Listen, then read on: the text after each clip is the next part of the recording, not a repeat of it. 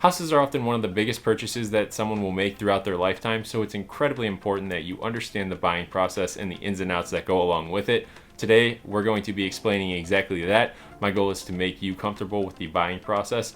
So let's hop right into it. Now, my name's Sam Oler, and I'm a real estate agent in the greater Cleveland area. So if you are looking over this way, feel free to reach out to me. I'm happy to schedule a discovery session with you to figure out exactly what your needs and wants are.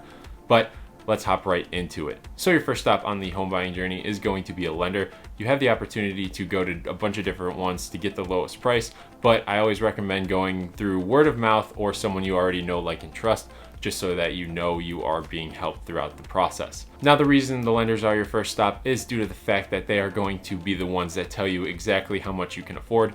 Now, you don't have to go all the way up to that price that they tell you that you can afford, but it is what is going to limit you. You don't want to be looking at houses that sell for $200,000 when you're only approved for $150,000. It's going to be a very different house or a very different location. Now, what you're going to be applying for is going to be a pre-approval, and they are going to be asking you for some certain documentation when you do that. They're going to ask for everything like pay stubs, W-2s, tax returns, bank statements, and even get some proof of employment.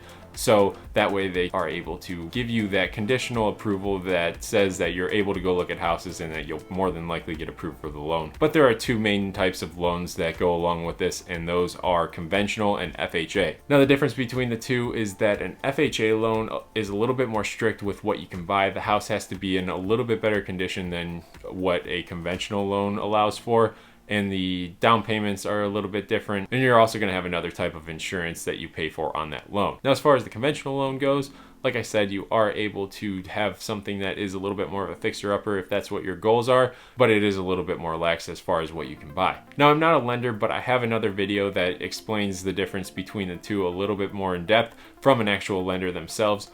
So I would suggest go check that out if you want a little bit more information on it. But another thing to keep in mind is both of these loans can require as little as 3 to 5% down on the purchase of your home.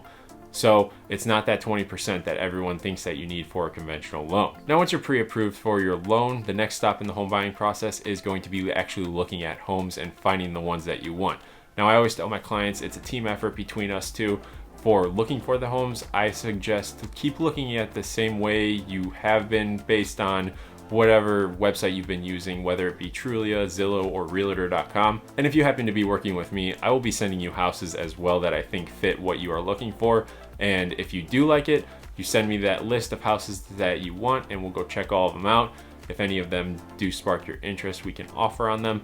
But as we're still talking about the looking stage, I will go into a little bit deeper what that entails. So there are going to be two main types of properties that we are going to look at, and they are going to be houses that are turnkey and freshly renovated that you can move right into, that you don't have to do any work. Or there are the houses that you can move into but need some updating, whether it be paint, carpet, cabinets, stuff along the lines of that. Easy stuff to upgrade. No matter what you're looking for, I'm happy to help you find it. I am not here to sell you a house. I am here to help you make a good investment. Now, with that being said, I do have a lot of previous construction experience, so as we're walking through these houses, I'm going to be pointing out stuff that stands out to me that I think may be wrong.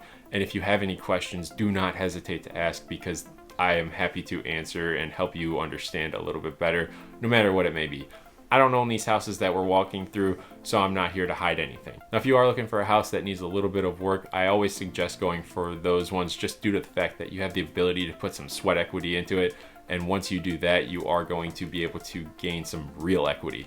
Now, what I mean by that is when you put work into a house, as long as you got it for the right price, it's going to be worth more after you do some sort of renovation to it.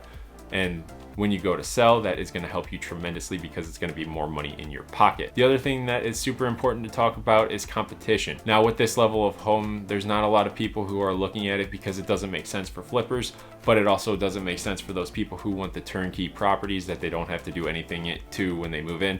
So you're going to have the least amount of competition when you are going to be looking at these ones. Now, if you do need that turnkey property, it's no problem. You need to be patient.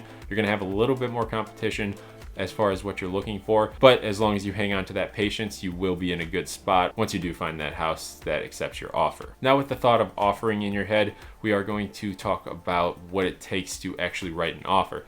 Now, there are a ton of different strategies, and it's going to be a case-by-case scenario, But the way I always describe it to my clients is that if you are at a point where there's no offers on the table, you can be at or below asking price, and you can work out some different contingencies with the seller. But if there are multiple offers on the house, you're more than likely going to need to be above list price, which is unfortunate, but you happen to run into that kind of thing in today's market. Now we're in kind of a middle ground as far as the market goes for buyers and sellers. There are still houses selling over list price, and there's houses that are starting to get a little bit more cheaper as far as the deals that are popping up. Now I mentioned contingencies, and what that is, you have the ability to ask the seller for a cheaper price. You have the ability to ask them to cover some of your closing costs. If you got an FHA loan, you can ask for up to 6% of the closing costs to be covered. And if you have a conventional loan, you can ask for up to 3% of those closing costs to be covered. Now what that is just going to be some savings from your pocket. It'll cover that cash out of your pocket at closing. Another contingency that should always be written into one of your offers is an inspection period, and that is super important to have just due to the fact that the inspector is going to go through the house and pick it apart. They're a third party, so they have no relationship to this deal whatsoever.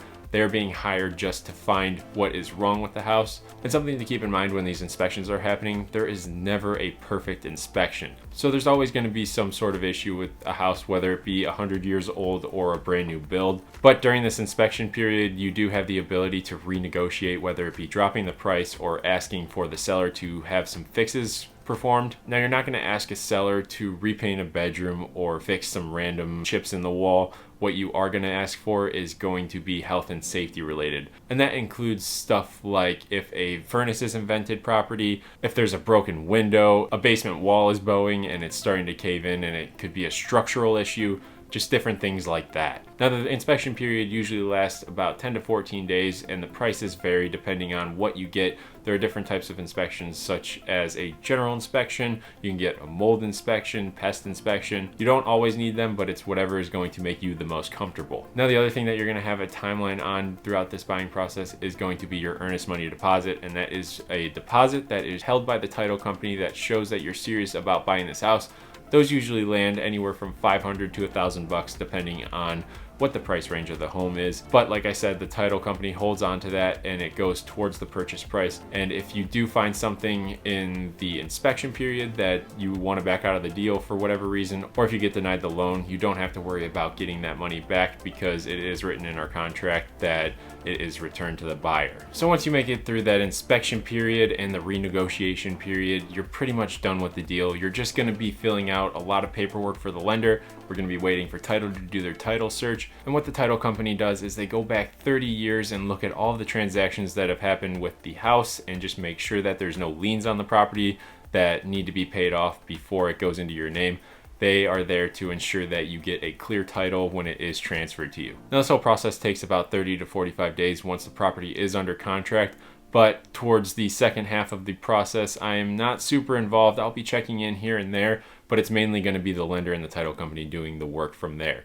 Now, once you get to the closing table and the lender has approved all of your conditions, you're going to find yourself at the point where the house is ready to be transferred into your name. And what you'll do is you'll bring a check or wire some money to the title company and then sign a bunch of paperwork, and it is done and you are a new homeowner. So overall, it's a pretty easy process, but it can be extremely stressful as you're going through it. Like I said, I'm not here to sell you a house. I want you to make a good investment, and that's what I pride myself on as far as helping my clients out. If you have any questions or want to schedule a discovery session to find out exactly what your goals are, definitely feel free to reach out to me. All my contact information is down below. If you made it this far into the video, I want to thank you as well. And I want to know something from you down in the comments below. Let me know what your first home buying experience was like. And if you haven't bought a home yet, let me know what you're expecting of it. But with all that being said, I'm going to leave the video there. I will catch you in the next one. Like I said earlier in this video, all of these topics are going to have a more in-depth explanation of each one and also a professional explaining it. I am just here as the intermediary just to give you a basic overview. But if you have any more interest in that, definitely go check out my channel and see some of those videos. I'm gonna leave the video there. I'll catch you in the next one.